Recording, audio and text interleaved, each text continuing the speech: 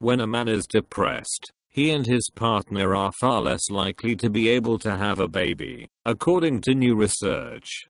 A woman's depression, however, made little difference in the odds that a couple being treated for infertility would be able to conceive. The new National Institutes of Health study looked at a wide scope of the intersection between infertility and depression, including treatments for both in both men and women.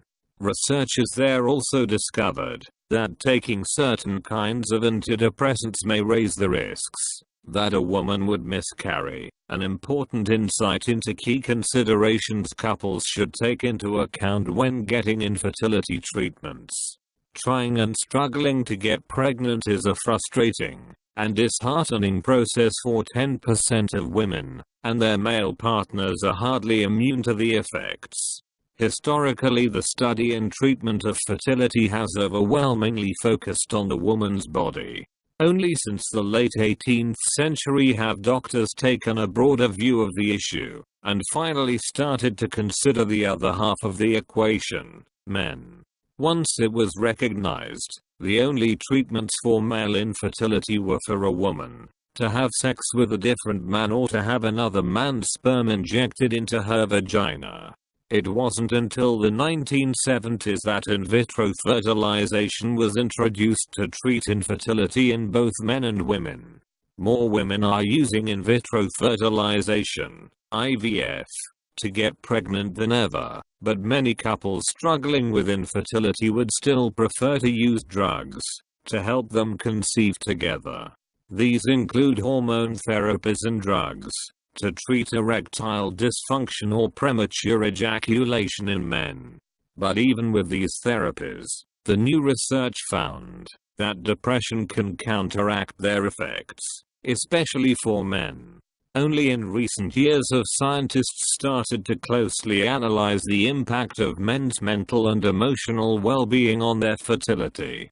Some of that work has revealed that men who are depressed have lower concentrations of sperm in their semen, while other research has suggested that men's stress levels influence their children's resilience.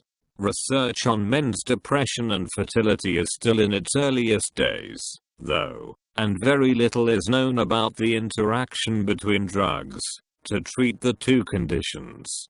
To try to get some perspective on these issues, researchers at the National Institutes of Health, NI, reviewed a number of previous studies on each of these issues. They took into consideration data on 1,650 women and 1,608 men. Previous research had estimated that as much as 40% of women who seek out fertility treatments and more than half of men that do so feel some symptoms of depression. In the new study, the numbers were much lower for major depression, with only about 6% of women and 2.28% of men reporting the condition. The vast majority of those women were also taking some form of antidepressant. These drugs fall roughly into two categories: selective serotonin reuptake inhibitors, SSRIs, and everything else. SSRIs help keep more serotonin, the feel-good neurotransmitter, floating around the brain. There are also related drugs that affect both serotonin and a neurotransmitter related to alertness, norepinephrine. These are the most commonly taken drugs, and include Prozac, Lexapro and Paxil. Drugs that fall into the other category, such as older MAOIs, norpramine and atypical antidepressants like Wellbutrin. Women who took any of these other drugs were at far greater risk of losing a pregnancy than any other women were. Worryingly, the atypical alternatives to SSRIs, like Wellbutrin, are often prescribed to people who have sexual dysfunction side effects from other drugs.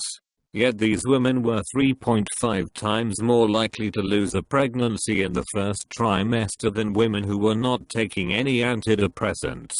But a man's depression was more predictive of infertility than any other factor. When the man was depressed, A couple was a full 60% less likely to successfully have a baby. Infertility's impact on one's psychology makes intuitive sense, but the effects of depression on fertility are not as well understood. The new research joins a growing body of academic work that shows the connection between mental and physical health runs deeper than ever before suspected. Our study provides infertility patients and their physicians with new information to consider when making treatment decisions, said study author Dr. Esther Eisenberg. The new research highlights the importance of treating depression carefully in both halves of a couple.